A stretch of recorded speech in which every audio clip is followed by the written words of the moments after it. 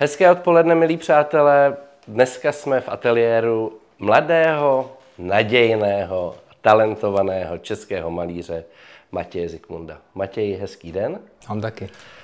Nemůžu začít jinak, protože Matěj před pár měsíci dokončil studia na Akademii výtvarných umění, abychom mluvili ne o tom, jak přišel k malování, ale o tom, jak zakončil studia. Protože za náma je triptych, kterým Matěj absolvoval. Matěj, řekněte nám něco o tom krásném, co za náma je, o těch obrazech. Proč jste vybral zrovna tato témata a jak jste k tomu přistupoval? Téma té architektury vlastně přišlo už ve druhém ročníku, ale tohle je konkrétně Pernerova ulice v Karlíně. To není vidět úplně celý, ale já jsem to vlastně neplánoval, že to budu dělat, nebo že to někdy budu malovat. Akorát jsem tu ulici neznal a čím víc jsem tam na schvál chodil, tak jsem si říkal, že by to možná stálo za to. Pak mě to jednou jako napadlo a víceméně hodně komplexně. Mělo to být vlastně původně jenom jeden obraz a vlastně víceméně jako na výšku a pak jsem si řekl, že využiju potenciál toho jednoho úseku a vlastně znázorním tu dynamiku toho, co se tam děje, že se tam hodně staví, jsou tam jeřáby, je tam jako obrovská změna. Nejenom teda v kontextu téhle ulice, ale i v kontextu Prahy. Ten Karlín se mění, takže ten obraz je víceméně o té industriální historii, ale i o té současné změně. A vlastně pak tím, že tam v té ulici jsou dvě proluky, tak tady ještě vlastně taková budoucí imaginární, vlastně abstraktní pokračování toho, co tam může být.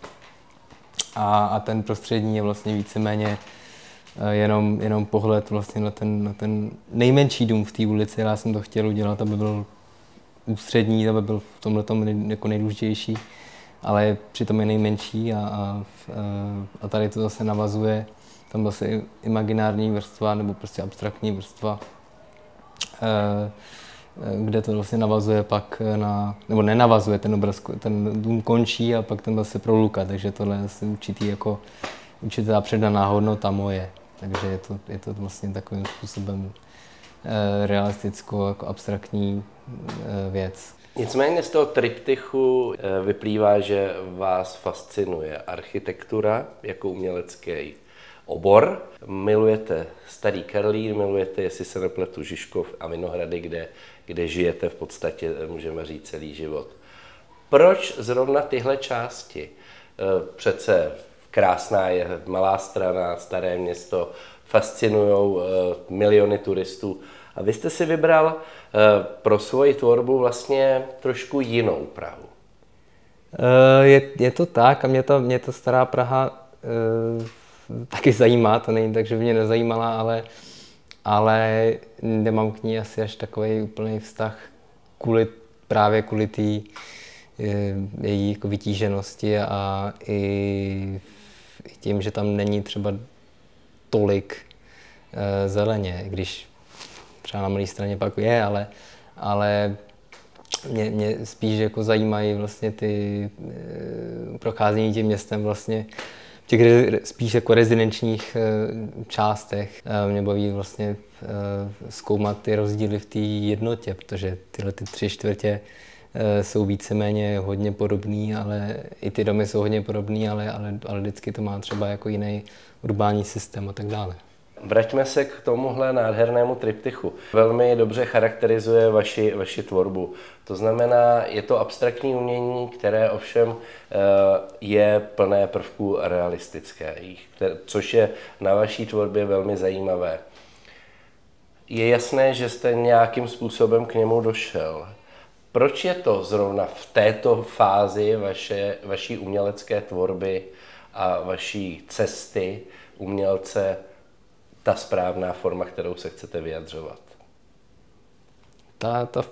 Ta forma vlastně víceméně vznikla, nebo ta konkrétní vyjadřování z vlastně vzešlo vlastně víceméně z toho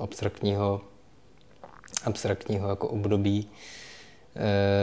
Celkově vzešla vlastně pak ta architektura, ale takže to byl ten posun k tomu, tak byl vlastně víceméně plynulej, ale já to takhle asi racionálně jako nedokážu úplně jako odůvodnit, ale tím, že jsem zastáncem spíš zobrazivý malby, ale zároveň i ta abstrakce taky může být zobrazivá. Takže to určitě. Takže to není ta jako abstrakce v tom slova smyslu jako tradičním, ale vlastně to tvarosloví vlastně se může neustále jako kombinovat a zkoušet dál a to mě na tom vlastně baví. Matěj, mluvíme pořád o práci, o vaší krásné tvůrčí práci, ale co dělá Matěj Zikmund, když si chce odpočinout?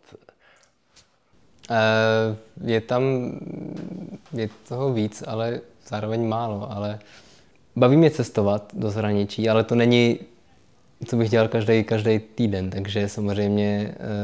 Ale je to něco, co můžeme říct, že je koníček. Dá se to tak říct, když jdu ven nebo se jdu projít, tak málo kdy jako úplně vypnu, ale daří se mi to, ale je to spojený. Já sám to cítím a spíš se jako naučím vypínat. Ono to není jednoduché pro někoho z nás, ale my jsme hlavně rádi, že díky vaší fantazii a díky nemalému umu, výtvarnému a uměleckému vznikají takhle krásná díla. My se moc těšíme na další krásné obrazy a držíme palce, aby triptych pro školy, na kterém pracujete, dopadl dobře. A díky.